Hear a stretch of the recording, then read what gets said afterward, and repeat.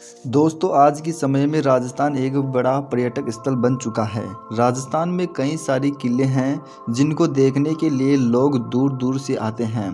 कहा जाता है कि यहाँ हर किले के पीछे कोई ना कोई इतिहास जुड़ा है।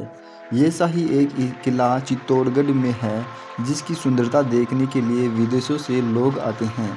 इस किले में कई ऐसी अद्भुत चीज़ें हैं जिसे लोग बड़े चाव से देखते हैं। लेकिन इस किले का एक ये सा भी इतिहास है जहाँ जाने की कोई हिम्मत नहीं जुड़ा पाता।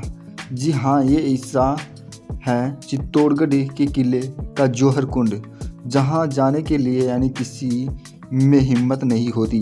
अगर कोई भी हिम्मत करता है तो असफल हो जाता है। तो दोस्तों, चलिए जानते हैं आखिर क्या है जौहर कुंड से जुड़ा रहस्य जिसके कारण लोग यहाँ नहीं जाते हैं। क्या है कारण? इतिहासकारों के मुताबिक इस जौहर कुंड में भूतिया और नकारात्मक शक्तियों से युक्त माना गया है, जिसके पीछे एक बड़ी कहानी है जो कि प्यार, दुश्मनी और एक बड़े बलिदान की दास्तां को व्यक्त करती है। अपनी खूबसूरती के लिए जाना जाता है ये किला।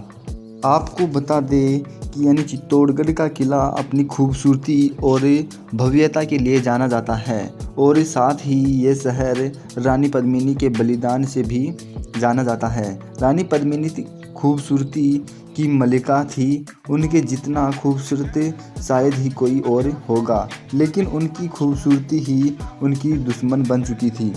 तब से चित्तौड़गढ़ के इतिहास के पन्नों में ये कालापन ना जुड़ गया। फोटो ने कर दिया लाखों लोगों को पागल। जब भी आपको दिखेगी फ़ोटो की ये बात, आपको भी आ जाएगा चक्कर। चित्तौड़गढ़ की रानी थी पद्मिनी। आपको बता दें कि राजा गंधर्व सिंह और रानी चंपावती की बेटी पद्मिनी चित्तौड़ की रानी थी। बचपन से ही उनके माता पिता उनके तेज और खूबसूरती के चर्चे हर तरफ होते थे। उनका विवाह राजा रतन सिंह के साथ हुआ था। आपको बता दें कि राजा रतन सिंह काफ़ी शूरवीर योद्धा थे, जिनकी पहले से ही 14 रानियां थीं। अलाउद्दीन खिलजी की पद्मावती पर पड़ी बुरी नज़र काफ़ी समय बाद जब भारत पर अलाउद्दीन ने आक्रमण किया तो उस दौरान उनकी बुरी नज़र रानी पद्मिनी पर पड़ी और वे उनसे विवाह करना चाहते थे, जिसके लिए उसने युद्ध भी करने का फैसला किया। युद्ध होने के बाद राजा रतन सिंह खिलजी से पराजित हो गए और वीर गति को प्राप्त हुए। जब ये खबर रानी पद्मिनी को पता चली तो उन्होंने खिलजी से विवाह न करने के बदले आत्महत्या करने का निर्णय लिया, जिसके बाद महल की एक गहराई में बने जौहर कुंड में सभी रानियों और सैनिकों की पत्नियों के साथ वहां पहुंच गई। जौहर कुंड में रानी पद्मिनी के साथ सभी महिलाएं वहां पहुंच गई और सभी महिलाएं रानी पद्मिनी के साथ जौहर कुंड में एक साथ कूद गई। इतिहासकारों के मुताबिक इस कुंड में सबसे पहले रानी पद्मिनी ही कूदी थी, जिसके बाद बाकी रानियां और शहीद हुए सैनिकों की पत्नियां भी जौहर कुंड में कूद गई थी। वहीं किले का दुर्ग तोड़कर जब खिलजी की सेना अंदर आई तो उन्हें उस कुंड से सिर्फ चीखने की आवाज़ें सुनाई दी, लेकिन उस कुंड तक कोई भी नहीं जा सका क्योंकि वहां से अग्नि की तेज लपटें आ रही थी। तभी से शुरू हुई जौहर प्रथा। रानी पद्मिनी के बलिदान के बाद से ही राजस्थान में जौहर प्रथा शुरू हो गई थी।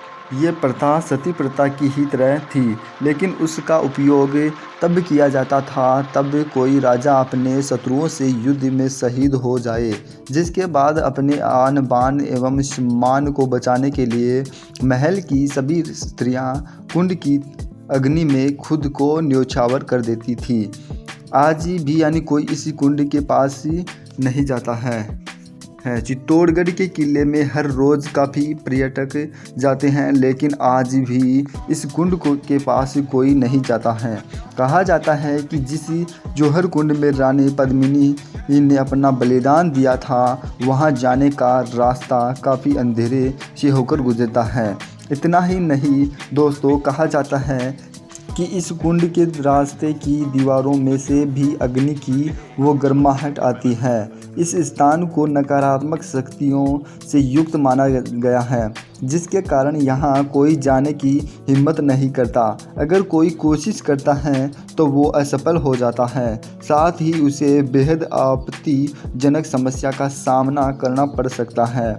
तो दोस्तों, ये वीडियो आपको कैसी लगी हमें कमेंट बॉक्स में ज़रूर बताएं। अगर आपको वीडियो अच्छी लगी हो तो लाइक, सब्सक्राइब एंड शेयर करना। तो दोस्तों, मिलते हैं अगली वीडियोज़ में। तब तक के लिए गुड बाय। जय हिंद, जय भारत।